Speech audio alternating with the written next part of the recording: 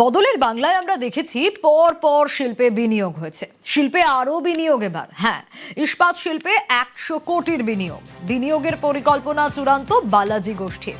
প্রথম দফায় কত সম্প্রসারণ হচ্ছে, কত কোটির বিনিয়োগ হবে, আরো বিস্তারিত এই বিষয়ে জানাতে পারবে ভেঙ্কটেশ্বর রয়েছে আমার সঙ্গে। ভেঙ্কটেশ্বর, আমরা দেখেছি 4 মের পর থেকে বাংলায় বিজেপি সরকার ক্ষমতায় এসেছে এবং একের পর এক শিল্পে বিনিয়োগ, তারা আগেই বলেছিল শিল্পে বিনিয়োগ হবে। বদলের বাংলায় এবার শিল্পে আরো বিনিয়োগ, কত কোটির বিনিয়োগ এবার কোন খাতে? দেখো, প্রাথমিক পর্যায়ে 100 কোটি টাকা বিনিয়োগ করছে অনিল বালাজি ইস্পাত গোষ্ঠী। তাদের হাওড়ায় যে ইস্পাত প্রজেক্ট রয়েছে সেখানে 100 কোটি টাকা প্রাথমিক পর্যায়ে তারা বিনিয়োগ করার বিষয়ে চূড়ান্ত সিদ্ধান্ত নিয়েছে। অর্থাৎ পরিবর্তনের বাংলায় আমরা দেখতে পাচ্ছি যে একের পর এক শিল্পপতিরা, উদ্যোগপতিরা তারা এ রাজ্যে শিল্প স্থাপনে আগ্রহ প্রকাশ করছে।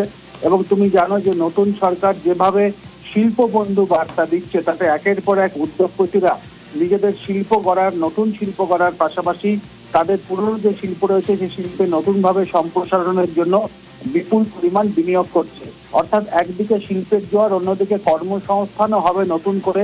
এই বালাজি ইস্পাত গোষ্ঠীর যে নতুন যে সম্প্রসারণ প্রকল্প বিনিয়োগ, সেখানে নতুন করে কর্মসংস্থানও হবে। সব মিলিয়ে বলা চলে যে একদিকে আমরা দেখেছি কিছুদিন আগে রঘুনাথপুরে, সেখানে অমিত মেটালিক তাদের যে ভিত্তিপ্রস্তর স্থাপন অনুষ্ঠান, সেখানে মুখ্যমন্ত্রী উপস্থিত ছিলেন, শিল্পমন্ত্রী ছিলেন।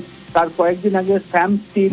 অর্থাৎ একের পর এক উদ্যোগপতিরা এ রাজ্যে শিল্প স্থাপনে আগ্রহ প্রকাশ করছেন এবং আগামী দিনে প্রাথমিক পর্যায়ে তোমাকে আগেও বললাম যে এই বালাজি গোষ্ঠী অর্থাৎ অনিল বালাজি ইস্পাত গোষ্ঠী 100 কোটি টাকা বিনিয়োগের বিষয়ে চূড়ান্ত সিদ্ধান্ত নিয়েছে এবং 2030 সালের মধ্যে তাদের এই বিনিয়োগের পরিমাণ আরো বাড়াবে।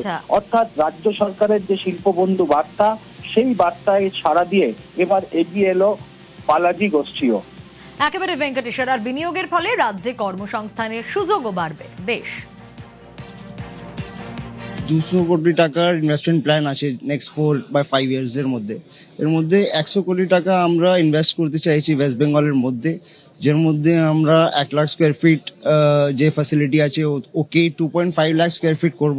আমরা মডিউলার ফার্নিচারের ম্যানুফ্যাকচারিং চালু করব, স্টিল টিউবসের ম্যানুফ্যাকচারিং চালু করব। Also we going to establish a very big experience centre in New Town for ABS Fabrica. Government খুবই একটা সাপোর্টিভ ইন্ডাস্ট্রি নিয়ে, চাকরির জন্য যে আগে বাইরে যেতে হতো, হয়তো ভালো চাকরি এখানে বেঙ্গলেই পেয়ে যাবে। We are very hopeful. একদম ক্লিয়ার ভাবে দেখতে পাচ্ছি কি নেক্সট 5 ইয়ার্স বেঙ্গলের খুবই একটা তরক্কি হবে। যেরা চলে গেছে ওর ছাড়া আরো নতুন যে বড় বড় কোম্পানিজ বা বড় বড় নাম আছে খুব তাড়াতাড়ি বেঙ্গলের মধ্যে নিবেশ করবে।